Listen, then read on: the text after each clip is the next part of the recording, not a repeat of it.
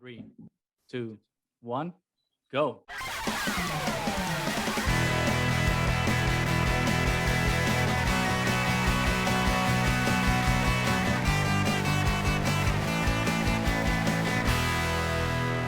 Back, everybody, to the Triad of the Fours Podcast. podcast from Puerto Rican friends coming together to do deep dives into Star Wars and other nerd-related media.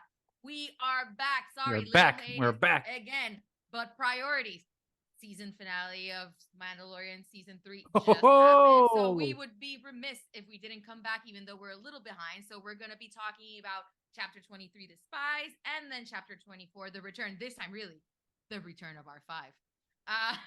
True. We do have a legit reason for having a hiatus. If you don't know, Goose here, our co-host, was representing for the Triad at Oh, Celebration yeah. 2023, Woo! which was fantastic. The panel that we were on live is on YouTube, so be sure to check it out. Yes. We will- Please we will check it out. probably, It was awesome. talk about your experiences there, what to look forward to most about all the announcements and everything. But yes, Mando priority. Where do we start? Where do we start? I mean, let's start, and not to, toot my own horn, but let's start at Star Wars Celebration because we'll do a separate episode about Star Wars Celebration because there was so much to talk about that, so many announcements that we're absolutely excited for, so many experiences, so many friends, so many things that happen at Star Wars Celebration that we need its own episode to discuss. However, during the Lucasfilm showcase, Watch it live. I have to watch it I hate live. you. It's like I've seen John Favreau and Dave Filoni like more this year in person than I've seen some actual friends. Guaco.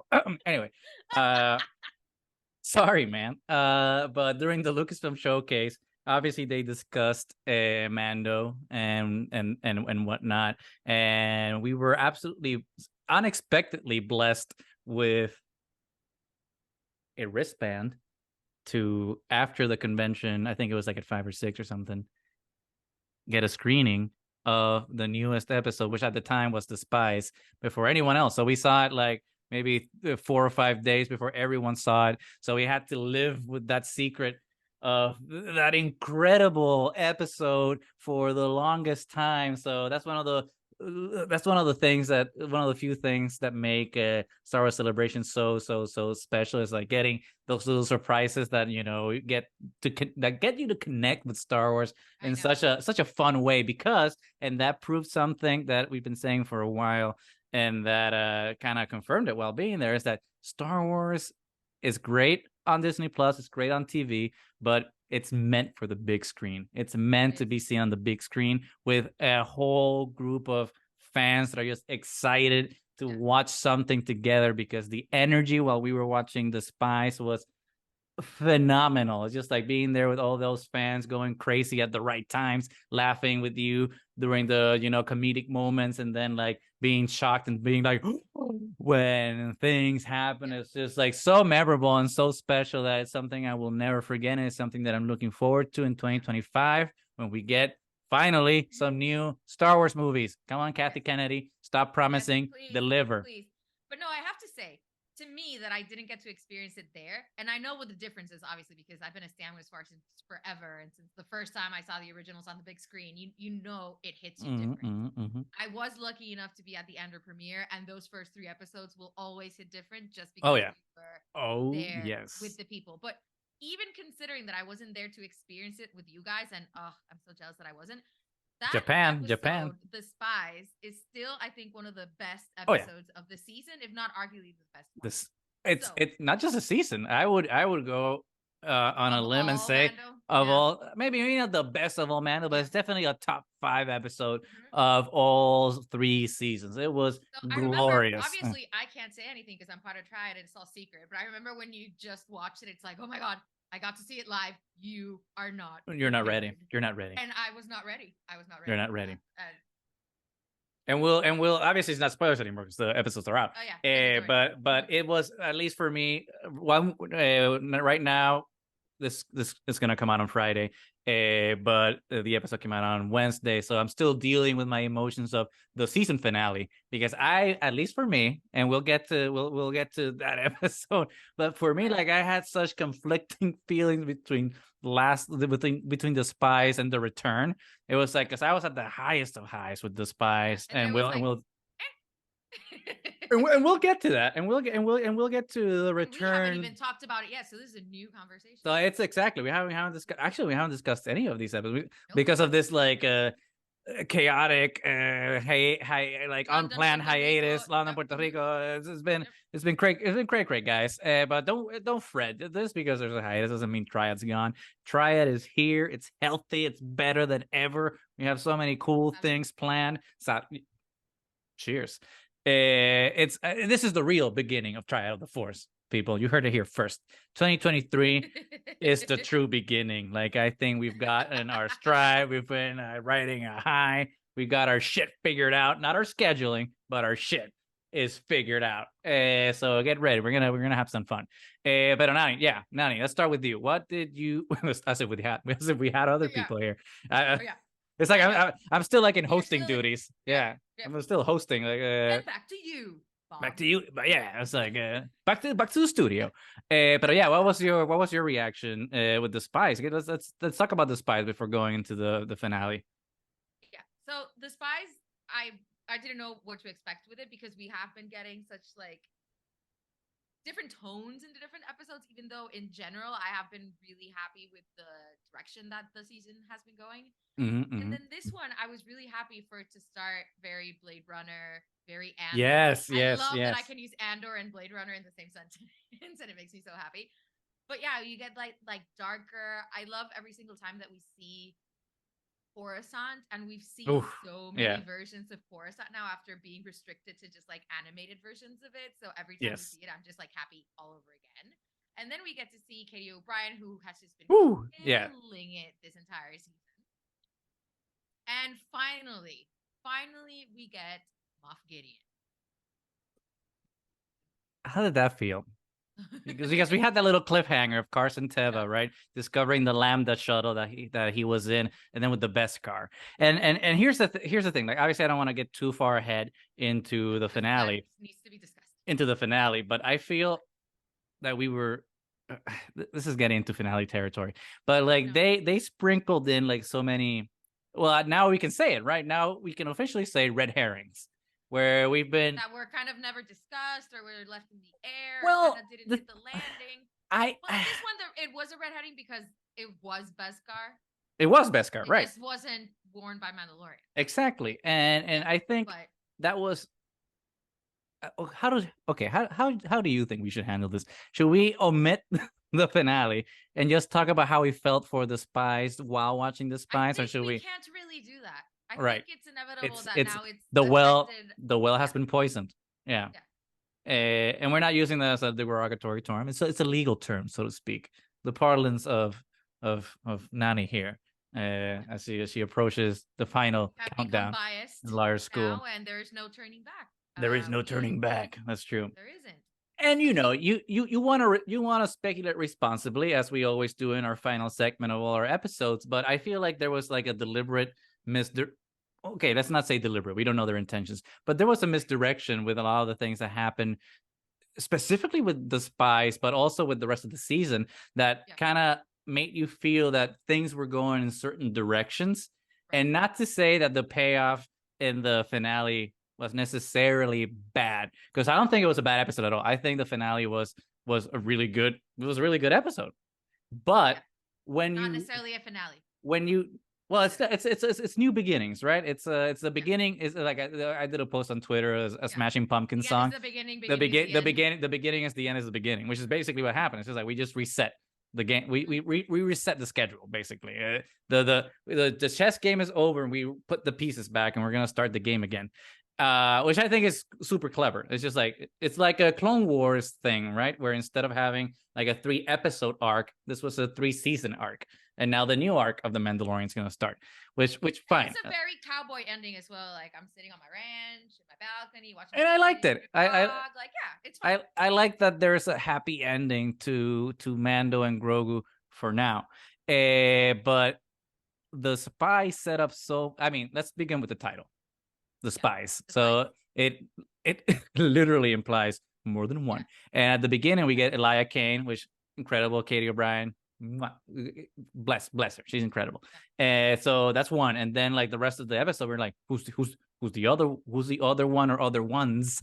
So we're all speculating. Waiting for the trap card. I keep waiting for the backstab for everything, and I kept expecting it in the final episode as well. It's like, oh, they hinted at it, and we're gonna get it in the finale, and then it just like, especially with how the episode ends, right? Yeah, because the episode builds up so much and does so much well when we get the ship, the pirate ship with the abandoned Mandalorians, which is so incredible, and then with the kaiju destroying the ship. It's like the build up just keeps build. I mean, it's redundant to say the build up builds up. the pressure cooker keeps increasing its pressure until like we finally get to the bowels of the city and we get to the Great Forge, and then all of a sudden, bam! Like we get all the commandos with the Beskar, and that fight is incredible. And then all of a sudden, you get right before that the armor, very sketchy, being like, "Oh, I have to take the wounded and regroup, and I have to peace out all of a sudden." And it's just, and the way that it's filmed and framed, you think that, at least for me, while I was watching, I was thinking two things. I don't know if you were thinking the same thing. I'm like, either she's escaping because she knows what's coming and she's gonna wreck shit up like in the command ship, or she's genuinely going to the ship to like bring the sick and she doesn't know what's coming. So like the way it was framed is either something dark is happening because of a betrayal, or because something's gonna happen to her, once she reaches the ship. Right. None of those I was things kind happen. of expecting the double cross. But yeah, but in general, there was something ominous because especially the way it's shot, like you were saying, and it's shot beautifully. Like there's nothing. I mean, these last both episodes were just incredibly gorgeous. Kudos to Rick Famuyiwa. He killed it. The way that it's shot, that you see, the sea of clouds and Mhm, the ship heading out, and then that once the sea of clouds that's crossed, communication's out. So you don't know what's going to happen from the other side. You're completely disconnected. Yeah. So, Yes. So that disconnect for me from the surface to the air above the planet of Mandalore for me was super significant, and then it wasn't used enough. Like visually, it was so, and they kind of led into that. But then, exactly, it built up, and there was no payoff in the next episode. Because we don't see her land. We don't see anything that happens while she's there. The next thing we see, I was like, where is she even at? Right. Exactly. She's secretly plotting something. Exactly. Exactly. Yep. Your people are coming to help you, and it's like, oh, if she was all of a sudden she's in. Yeah. All of a sudden she's just leaving to help everyone. It's like, wait, whoa, what's happening here? What's happening? Like, wait, well, then why was she missing from like 20 minutes? Like if she, which was it was weird, and that's the thing that again I was disappointed by, and I'll get over it. I'm not gonna be one of those fans just because it didn't hit the mark for me. I'm gonna hold a grudge. It's like, oh, Jon Favreau betrayed. It's like, whatever, man. Like, not everything connects with you, but you just be cool about it. But also accept when something, let's not be also positive for positivity's sake. If something didn't connect with you, let's be honest and have a good faith conversation about why it didn't happen. I think that's what we're doing. We have to admit that's why Triad is better than everyone. Well, because we have to admit, I mean, expectations were high. We do that to ourselves, obviously, as fans. We always have high expectations. But this is Mando. Coming off the Spies, there's a reason that expectations are high. So I try to keep my expectations like moderate as much as possible because I tend to be disappointed a lot. And I remember when I was watching the episode, I was thinking, well, this is gorgeous. Oh, this is fun. It's okay. But then the longer it kept going, it more and more I would feel like, I don't know what it is. Stop criticizing it so early, Nani. Just wait for it. It's going to build up. We're going to see where this goes. And then I was like, okay, it's building up. It's good. There's still something missing. But like the payoff never completely came to me. But that's the And thing. Like, I think we're also blaming ourselves too much for, oh well, our expectations. But no, yeah, because but that's not fair we because should, the we should. expectations were Yeah, there. they were built, and like Yeah. obviously, like we should.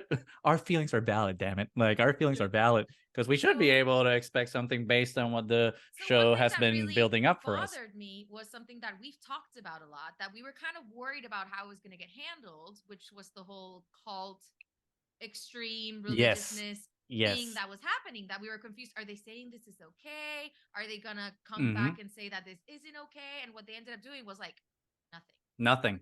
It's It's like, like, oh, oh, never we mind all of that. won.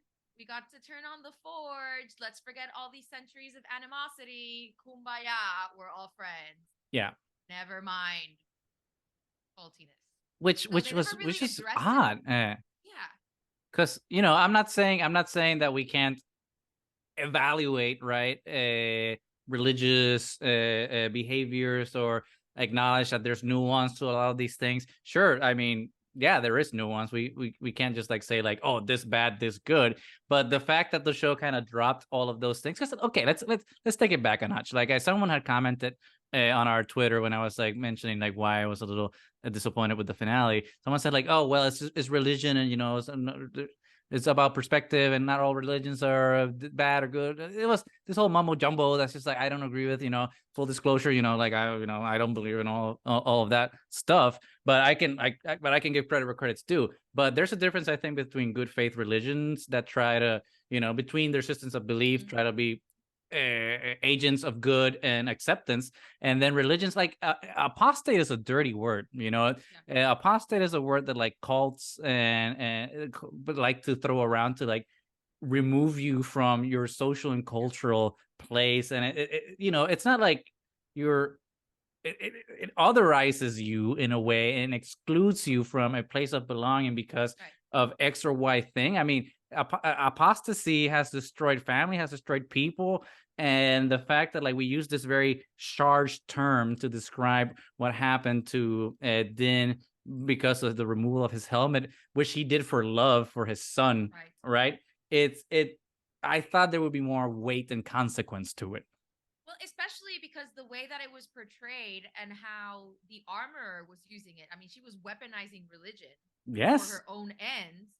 And then when it was convenient for her, she would drop it like she did for Bo Katan. It's like, oh, you are a citizen of both worlds. So I don't have to Mm-hmm. be as strict with you, even though you are a cynic and not a believer, but let's Mm-hmm. punish Mm-hmm. Din because I see Din as a threat. So, he loves his kid. He's an apostate. You're cool. Take off your helmet. Find me more Mandalorians. And the fact that that hypocrisy and that weaponization of religion was just kind of abandoned.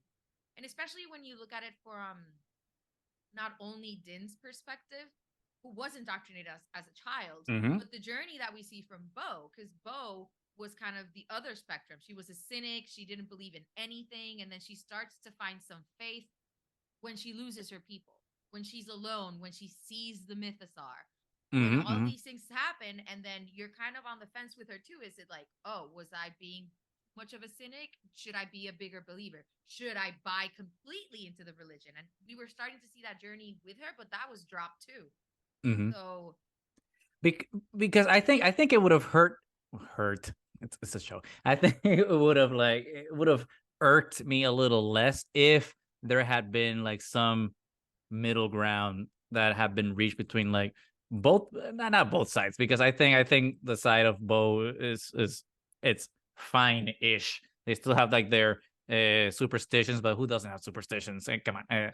Pero like this whole cult thing, I think if there had been like a neutral ground where like the armor is just like, oh, well, if you want to follow this way, it's okay. But Yeah. if you also feel like you need to take off the helmet, that's okay. We were wrong about that. It's about, if there had We're been like seeing the some armor herself nuance, like reevaluating as well. right? Because who knows, maybe she was raised that well, so she believed in that wholeheartedly, and she was actually trying to change. Yeah, But we don't really see that. We just see her being a hypocrite. So we don't really know if she really had a change of heart or if she's still somehow trying to weaponize this for exactly. her benefit eventually, because now she kind of has Bo on her side. Yeah. So I don't know. And I think a lot of it just wasn't because in the Spies episode, we get to see that fight between like both tribes in what I like to call the barge. that it's like it's Mhm. inevitable. Both it's not easy. This is like years and years of animosity and different ways to believe in your faith, and we can't interfere. We have to let them figure it out by themselves, and to have Grogu be the one who interferes as Mhm. like a Mhm. child of many worlds, it works. But just No, Grogu no, interfering. no, no. Oh, Which by is the way, it great. is the best. It is so good. No, and I love the no, and IG's head shakes like every time he presses no, no, Yep, yep, no. yep. Which is so empowering for Grogu. I love it. Mhm. But Mecha Grogu, as I like to call him Mecha now. Grogu. Just because Mecha Grogu intervenes in that one fight, that doesn't mean that resolves all the issues.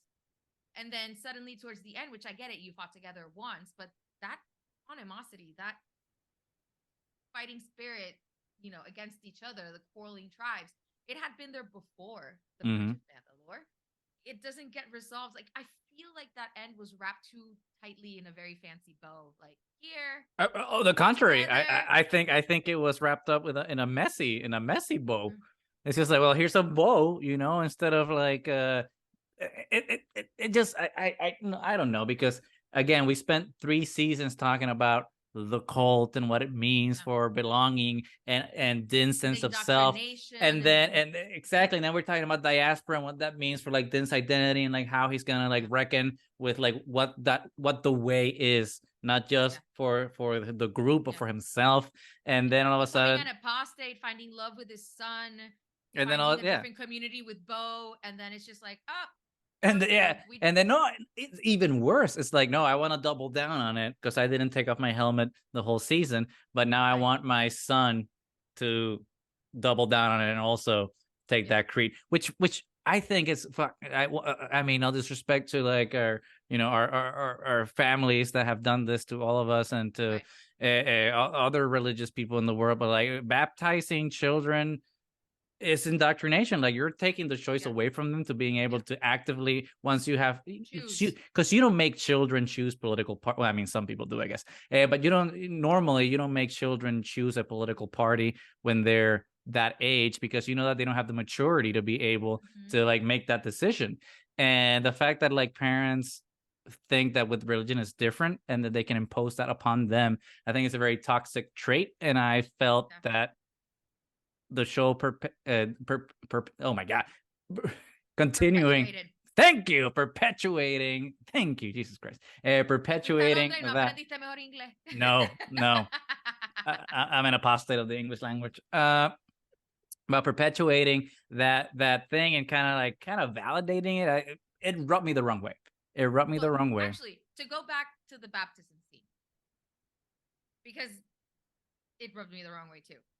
Uh we have Ragnar and Ragnar chooses it, which is, I think it's true, different. Yeah. but that's not it didn't rub me the wrong way because of Ragnar. It rubbed me the wrong way because let's suppose Paz Vizsla was a character that really grew on me.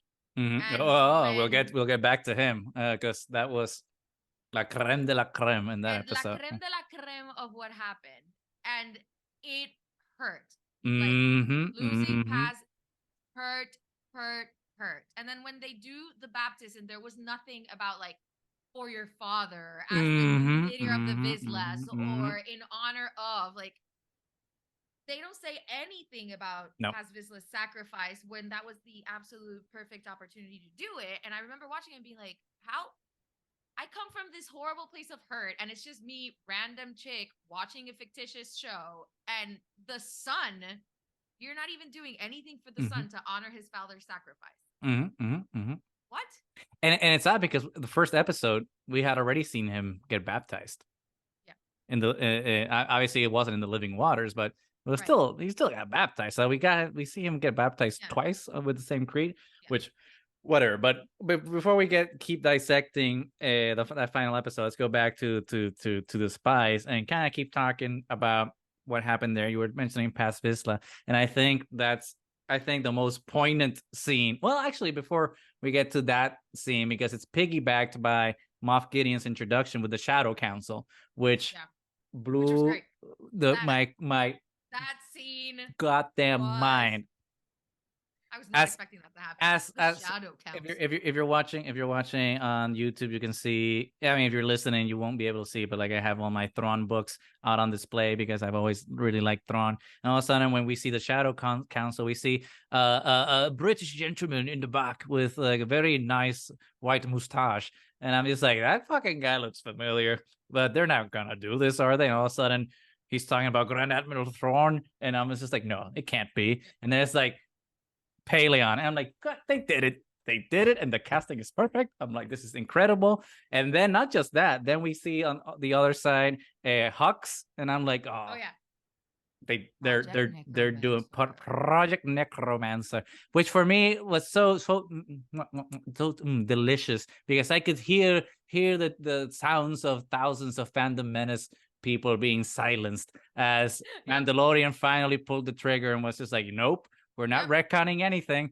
We're actually connecting to the sequel trilogy. There you go, baby. Just eat your words. Eat your words, Star Wars Which theory. is something that I have really enjoyed with everything that they've been doing with the Bad Batch and the season of Mandalorian, that they are doing for the sequel trilogy what the Clone Wars did. And it has worked in a lot of ways that are very, very fulfilling to watch. It's like, because then like when Gideon asked for the Praetorian Guards, I'm like, wait, it can't be the same Praetorian Guards from Last Jedi. And all of a sudden, at Paz Vizsla's last stand, which how epic was that? All of a sudden, we see the 3 Praetorian Guards with the same weapons from the Last Jedi. I was like, oh yes, here we go. We're living in the Rian Johnson supremacy. I was just like, yes, here. What a glorious fight scene that was. Except I was still super sad. I was hoping Paz was one of them down. Yeah, exactly. The one that he was holding by the throat. I thought he was just like snap. Yeah, I thought he would snap his neck, and then like both of them just like he just throws them off, and then he dies. But he still went out.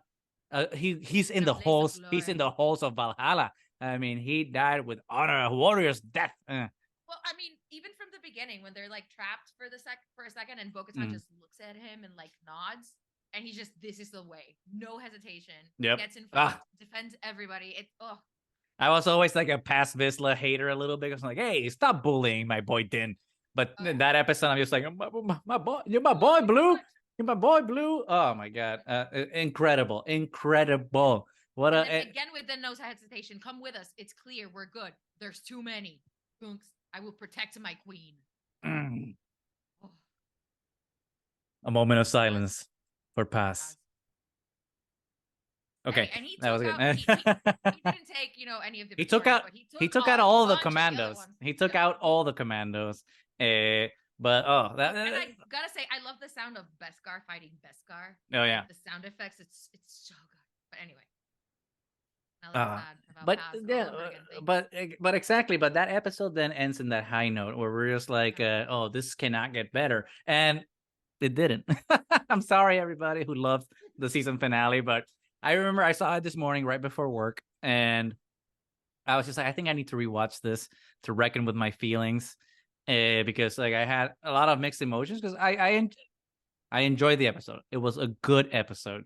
I think it was action packed. I think it was a lot of fun. It did a lot of really good emotional beats for Din and Grogu specifically. But in terms of like, again, like we were saying before, like in terms of like completing all these arcs that we were exploring, it kind of failed. And the biggest thing for me, which I have seen a lot of people, because you read the Twitter, ignoring Twitter, and I'm predictable this way. But the biggest thing for me that the episode did that I was taken aback by the most, and it's something actually I was on 50 minutes a couple. Yep, that's it. A couple weeks or months ago, I was on 50 minutes with T'Challa Fett and obviously Andres, and we were talking about Mandalorian, what it's doing, and we were talking about the Darksaber. And one of the things we were talking about the Darksaber is like its meaning within the show and what's going to happen with it. And one of the things we were talking about is its destruction. Because my thing is not about it being destroyed. Because I think that the Darksaber needed to be destroyed. Because it makes it makes sense narratively for the story that is a symbol of something that is an impediment for Mandalorian culture to move in a positive direction to get their And yeah, it needed Because to be too much hinged on the dark saber. too For much too hinged on the long. dark saber. Yeah. And T'Challa, like he was saying that, like, oh well, obviously we're looking at it from a cultural perspective of POCs, and he was saying that, well, it's a white man writing the story, so probably it'll just get destroyed in a flippant way and whatever. And I was like, and then all of a sudden, what we see, like, it's just like Gideon just It's destroyed breaking it, by. and it's thrown on the floor, and then we don't even There's no engage. reaction to it. There's no Nothing. reaction to it. There's no reckoning with it. And for me, I was like, some people are comparing it as with the destruction of the One Ring, and I disagree with that wholeheartedly, because No. the dark saber is not the One Ring. The dark saber is not an It was a evil. symbol of hope. It's not an evil item. It's a cultural item of the first Mandalorian Jedi that united Mandalorians. Is actually like a power. It's like, I compared, instead of, to use the same mythos, right? Instead of the One Ring, I compared, and I put this on Twitter. I compare with Anduril, Flame of the West, Aragorn's sword. It's an item from the history of a culture that means something, right? Because Anduril was forged from the shards of Narsil, the ring, the sword that cut the ring from Sauron's hand. So in a way, like, Anduril is the opposite of the One Ring. It's a weapon. It's a weapon of good that, like, brought unity together. And so that you it associate with the chosen ruler. It's also Excalibur. Yeah, it's Excalibur. It's Yeah. all of those things that actually mean positive things, don't mean negative things. But somehow that meaning, through like the millennia of Mandalorians, became something different, unfortunately. So I felt, and I still feel, I mean, that. And I think we had talked about it before, that at some point it did need to be destroyed because they had added But the so much Mandalorians to have it to that destroy I it. missed Yeah. it. Right. Right. In an act of like, this is our symbol that we've clung to for too Right. long, but it's been too divisive. Mm-hmm. We need something else. Right. And then like drop it into the forge. That's The exactly forge what is I was gonna say. Because again, it's the go back to Lord of the Rings. It's the opposite of Mount Doom, right? Where Mount Doom forced this evil ring, like the Forge of Mandalore. Because that scene, imagine that scene from the end of the show when the armor and Bo-Katan light the Great raising Forge. it high. And But the imagine first Beskar that you're gonna be using to forge it's the dark saber, and it's the armorer and Bo-Katan melting the dark saber together to bring everybody together. It's like, let's break with like these superstitions and religious dogma, and just come together as like one tribe, and we're all Mandalorian, and like make something better out of this weapon that has like divided us. And I think culturally that has a bigger impact, and I think that's one of the reasons that we need a more diverse writers group for this show. Because, no disrespect to Favreau, I think Favreau is a great writer and he has some bangers, and again, the episode's wonderful. But in terms of like this cultural nuance that Mandalorians necessarily have, like, as a white dude, like, you don't, like, I mean, white, no disrespect to like our white American viewers, but like there's less like I mean, yeah, you have like the Constitution, Liberty Bell, all these things, but there isn't like this mythological sense of ancient culture that you've brought with you, right? Because America is still too young of a nation to kind of have that ancientness, right, of mythology that like other cultures do. And when you don't have that, you don't understand the importance that representation has for other people. Because like, and you can be not religious like you and I. We are not religious, but you understand the importance of ceremony. Yeah. And to cultural history and what that means to a people, and how that can be a unifying force, especially to a people like the Mandalorians, who have always been very powerful but very divided. Yes, because I think it would have been a difference if the darksaber had been treated flippantly, right? It's flippant, like no one gives a shit about it. Like, yeah, but it wasn't. The whole but it wasn't. Is there's reverence because she never earned it, and all these things, and the only true ruler of Mandalore is the one who wields the darksaber. And so I knew that they were attaching too much importance to it, but the way that it was done, like when it was just suddenly, I was just like, what did they just? It was kind of insulting, honestly, to the entire lore of Mandalore. Because again, they've been building it up, right, through Clone Wars, then Rebels, now in live action, it's And just they've like you been keep very bringing this thing, and all of a sudden it's like, never mind. Because They've even been even in very last, referential to it because especially Mhm. when like Sabine was learning how to wield the dark saber with Kanan Jarrus and Rebels, and she didn't really Mhm. fully understand what it was because she was the Mandalorian in exile, and to see it then from Bo-Katan, who grew up knowing the importance of the dark saber and finally really earning it when she saved Din with the dark saber because it was given to her originally by Sabine, so she didn't really feel like she really earned it. And this time, finally earning it, finally wielding it Mhm. proudly, Mhm. finally bringing her people together, looking badass as she flew while killing people with the Right. dark saber, and then in the blink of an eye, Gone. flippantly destroyed. And again, to tie it back to something we were saying before about narrative threads that kind of went nowhere, like in Book of Boba Fett, like we have the episode of like Din struggling to be able to use the dark saber, and it's just like, what's now in hindsight, I'm just like, then what was the point of like Din struggling to use it if there wasn't gonna be a Right. payoff to it? Because then he's just like in the Jack Black and Lizzo episode, he just like gives it to Bo-Katan in the exact same, okay, not the exact same way, but in a similar way that he wanted to give it to her at the end of season 2, Yeah, which but is kind this of like, way, okay, so yeah. it wasn't, But in that it episode, I wasn't think we earned. were playing a little bit. No, we were playing a little bit Elder Wand rules, which is like Yes, which it was yeah. taken away from me, and then she defeated whoever defeated me. So it's Elder Wand rules, which is better than just I give it to you for free. But Elder One So rules are confusing because if you go by that logic, I know, technically, Emperor Palpatine is the master of the dark saber. So it's just like that I know, gets tricky. I know. It's one of It those gets weird. tricky. It It gets gets tricky. tricky. So like that's why I'm just like, okay, so we did all this build up for like kind of like And giving it so much reference to just for kind for of for for I mean, I don't want to say nothing because I obviously I know and we know like what the show did with it, right? Because the show is doing thinks it did what we're talking about. It shows that like this weapon of power really holds no power. The power is upon the people that are trying right. to do the thing, right? And so the show does that, but I think Yeah. the But symbols problem have power in that themselves, and the symbols way have that you power. deal with those symbols is important too. And if you're gonna be an iconoclast, which is totally valid, then you kind of can't do the thing that you've been doing. Like if you're gonna be an iconoclast, then forget the symbol. But like you have been giving the symbol a lot of importance.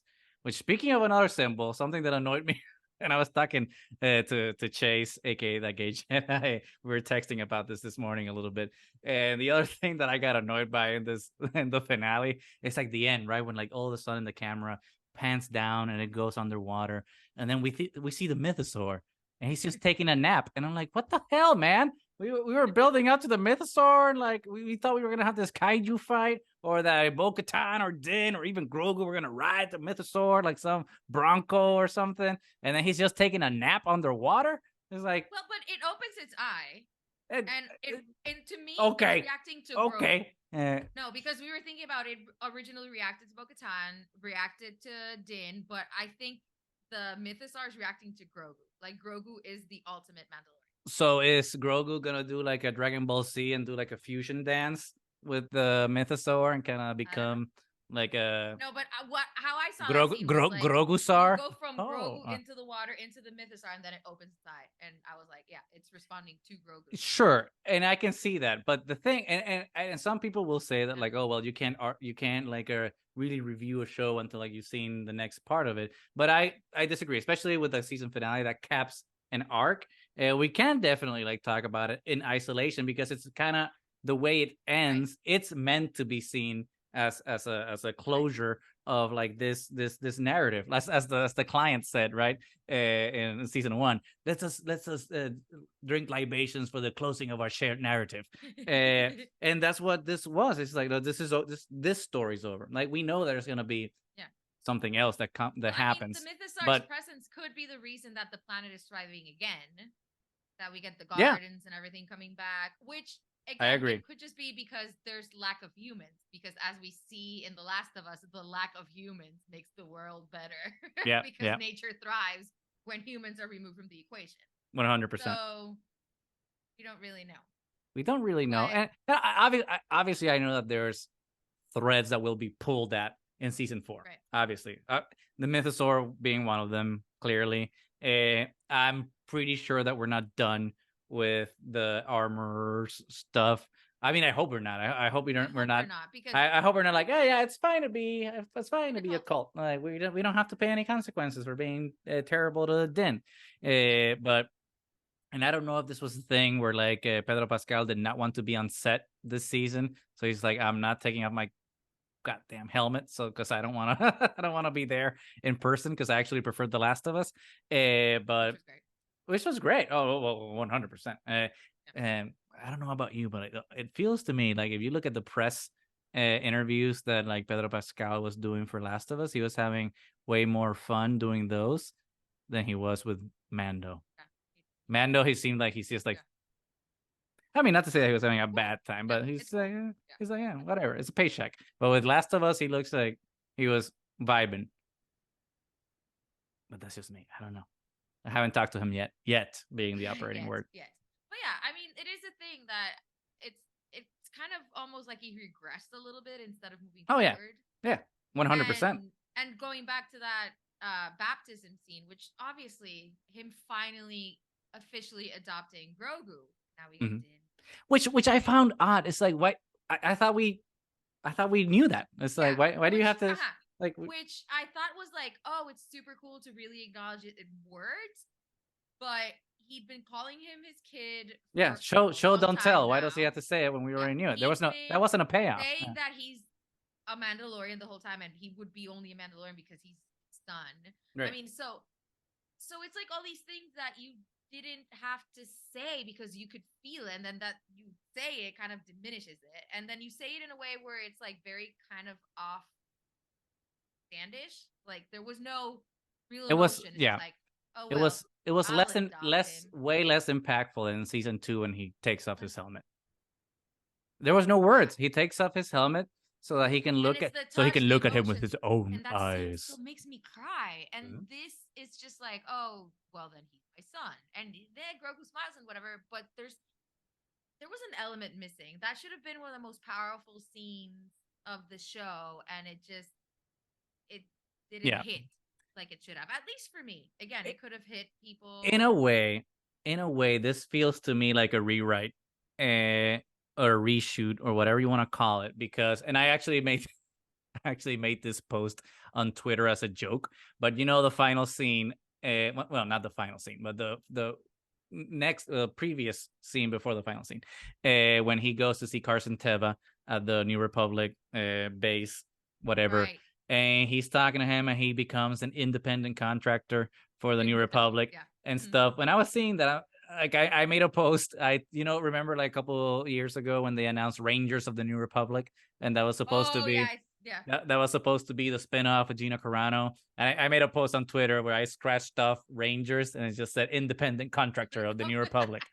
And I did that as a joke at the time, but now talking with you, I'm like, that scene feels like a reshoot. It's just like, okay, let's figure out like how to do the things we were going to do with the Rangers of the New Republic and now incorporate them into Mando season 4. And it's just like, okay, now you're working for the New Republic, so now you're the proxy ranger. Yeah, and it's back to, oh, I am a bounty hunter by trade. Now I'm an independent contractor. Cool. But you know what else? Growth? What about connecting to your community? What about finding your home? What about helping Mandalore rebuild? So all of that is just like, oh, we're just bounty hunting. But if an independent contractor also makes me, and maybe this was on purpose. I'm hoping this was a nod to Clerks, because it reminded me of the speech from Clerks or the roofers at the Death Star. It's like, the independent contractors, you choose your jobs and you choose with your heart, not your wallet. So I'm just like, maybe Mandalorian was making a nod to Kevin Smith on that one, which genius if it was, honestly. But still, backdoor pilot to have Rangers of the New Republic now become Mando season 4. That's how it felt to me. Yeah, I don't know. It kind of felt then at the end like way too definitive, like just them and Branch. Yeah. For chilling. So for a second I was like, wait, was this a series? Right. It felt like a series finale. Right. Which I have no problem with. Like I'm okay with like actually the structure of Mandalorian being every couple of maybe this was 3 seasons and then the next 2 seasons are an arc, something like that. I think that's kind of a cool structure to like have like it feel like an anthology show without it being an anthology show. You know what I mean? But I don't know. I mean, I enjoyed season 3. Don't get me wrong. I don't want to make it seem like, oh, season finale didn't tickle my fancy, didn't check all my boxes, so it means that the show sucked, because I actually enjoyed the progression of season 3 a lot more than I was season 2. It's just that I feel like the ending of season 2 was like the opposite of the ending of the opposite of season 3 in a way. Where like it's like, what the fuck is happening with Luke Skywalker? Even though I didn't agree at the time, now it's like, oh, okay, well, like, there we go. It was bombastic. It was bombastic. Mr. Bombastic, one of the songs from Star Wars Celebration. We'll get into that in the next episode. No, pero it was just like, no. I mean, we do it to ourselves, but it's not necessarily our fault because buildup is there. Because they put it there for you on purpose. And then I was really looking forward to not just. I love I'm the Lone Ranger. I started off a cowboy. I leave as a cowboy. It's all good. But now he's raising a son. So raise your son, with community. raise your son. Like you can go off on your adventures and do your own thing, and I can train you as a bounty hunter. But let's, there's kids his age. Mm-hmm. Would it have been cool if he had adopted Ragnar too? He's like, hey, I got 2 kids now. Because Paz and I became bros, and now I have a responsibility. I'm a dad already. What's another kid? Cool. Yep. Hey, maybe, but I don't know. It would have been even more impactful, honestly, in the scene. It's like I already have Grogu as my son. I would like to take on responsibility for Ragnar as well. Ragnar's less marketable. He's less marketable than Grogu, though. Din Grogu. Which actually sounds really cool. Like when the armorer said Din Grogu. Din Grogu. I'm like, oh, I like it. I'm like, I'm on board. My boy's got a last name. He's got a first name. Din. Let's go. Family Din. Clan of Din. But anyway, we could be talking about this. I mean, we probably would talk about this for hours on end if you let us. But I think this is a logical closure point. Just we're ending with the same way the season ended, with both Mando and Grogu just chilling in the backyard, helmet on, because obviously we're not taking it off. Just chilling before we get our next contract, so we can work for the New Republic. But I don't know. Nani, did you have any closing thoughts about Mando season 3 before we sign off on our Mando series until season 4? Yeah, all in all, it was very enjoyable. Yeah. It was incredible to watch. It's always fun. I love Mandalorian. Even people that are friends that are not into Star Wars are into Mandalorian. So I feel like it's a show that I really get to talk about a lot, especially when I start nerding out. It's like, we don't know what you're talking about. When obviously you start bringing in. Everyone can talk about Mando. Yeah. Yeah. But it's still super fun to not be talking about something and they'd be like, I have zero idea what you're talking about. You mentioned Mando and it's like, oh, I know that. Oh, Baby Yoda. Oh. Baby Yoda. Yeah. Wrong. Din Grogu. The foundling Din Grogu. So I'm definitely going to miss not having the Mandalorian around. But we have Ahsoka to look forward to. But we have Ahsoka, which has been, I'm still skeptical about. Oh, I told you a bunch of times. We'll talk about that trailer. The setup has been really good. We'll talk about the trailer and other Star Wars Celebration stuff. We get the last season of the Bad Batch coming. I saw the trailer. For season 3. Visions.